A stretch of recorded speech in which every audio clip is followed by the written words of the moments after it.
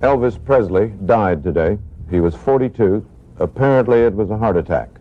He was found at his home in Memphis, the end at an early age of one of the two most spectacular careers in the history of American entertainment. The very symbol of sex for all of the millions or hundreds of thousands of teenagers was married only once. The Graceland Maid served Elvis Presley for years, moving through the hidden corridors of his life. But just before her death, she broke her silence, revealing details that paint a different picture of the king. What did she see, and why did she wait until now to speak? Stick around, because these revelations change everything. Before we move on, I'd like to ask you a small favor. If you appreciate this content, please take a second to like this video and subscribe to the channel. Over 98% of you watch the videos without subscribing. It costs you nothing, but it makes a huge difference to us. So, did you click the subscribe button? Great, thank you so much.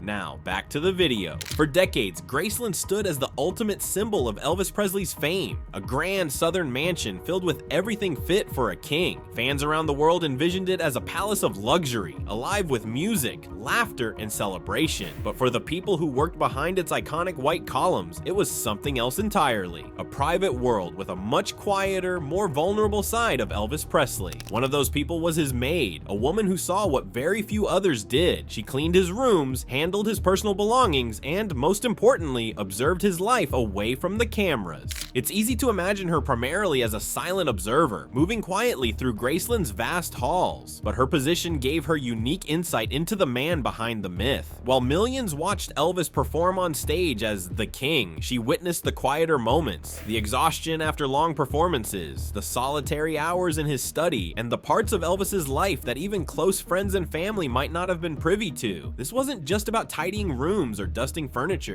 Her role placed her at the very center of his day-to-day life, allowing her to see past the rhinestones and gold records to uncover a reality few ever glimpsed. Graceland, for all its splendor, was more than just a luxurious home. It was Elvis's sanctuary, a fortress where he could try to escape the relentless pressure that came with his fame. And yet, even within Graceland's walls, the pressures still lingered. The sprawling estate may have included rooms lined with lavish decor and a backyard that seemed to stretch for miles. But in the end, it was still a place Elvis couldn't fully disappear. The maid, in her years of service, watched him navigate that paradox, the desire to be hidden away from the public eye, yet never truly escaping the weight of his stardom. What makes her story so compelling isn't just what she saw, but how it hints at a deeper understanding of who Elvis was. Even in the moments when he seemed to shine brightest in public, she could sense the cracks beneath the surface. Her experiences challenged the idea that Graceland was just a haven of unfiltered joy and spectacle. Instead, it was a complex stage upon which Elvis lived his most personal struggles, far removed from the adoring cheers of the crowds. And yet, there's one secret the maid carried with her for decades. She spoke of the man, the struggles, and even the private glimmers of vulnerability that shaped him. But one truth stayed locked away. The question is, why did she choose to reveal it only at the very end of her life?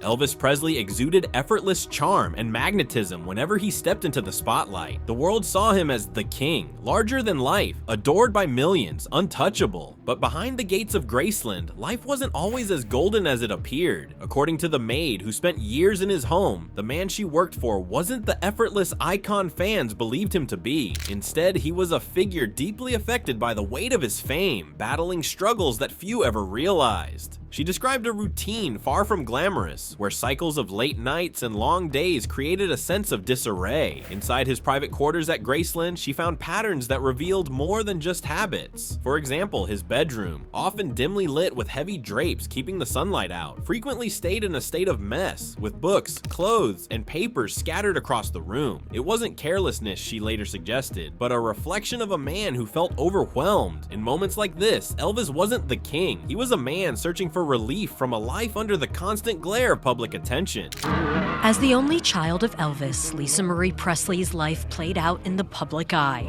9 years old, she ran to his body on the bathroom floor screaming.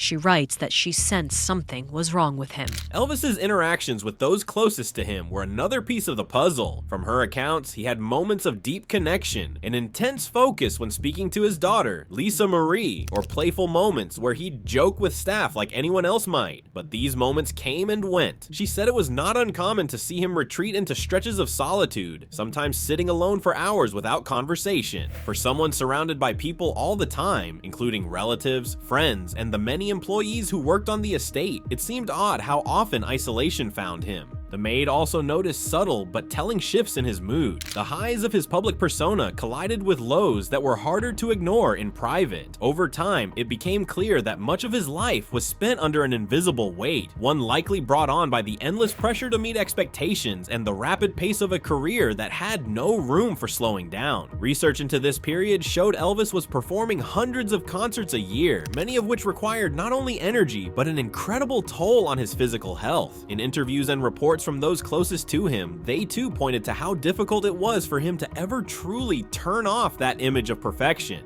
And then there was the matter of prescriptions. As the Maid recalled, Elvis had access to medications that seemed to serve as both a relief and a curse in his life. She described spotting bottles of pills, carefully placed but never hidden, within his private quarters. At the time, she didn't know the full details, but reports years later shed light on how prescription drugs played a significant role in his struggles. To her, these signs reflected a man trying desperately to keep the chaos under control, perhaps battling physical pain, emotional exhaustion, or both. What made this revelation even more difficult to process was the silence she maintained for so many years. There were details she chose not to share until the very end of her life. Why did she wait? What made her decide now, of all times, to finally speak up? For years, she kept quiet. Through the highs of his career, the tragedies that followed, and the endless fascination with his life after his passing, the Maid never spoke about what she had witnessed at Graceland. But why? Why would someone with such an intimate view of Elvis Presley, the man outside the spotlight, choose to hold onto her story for so long?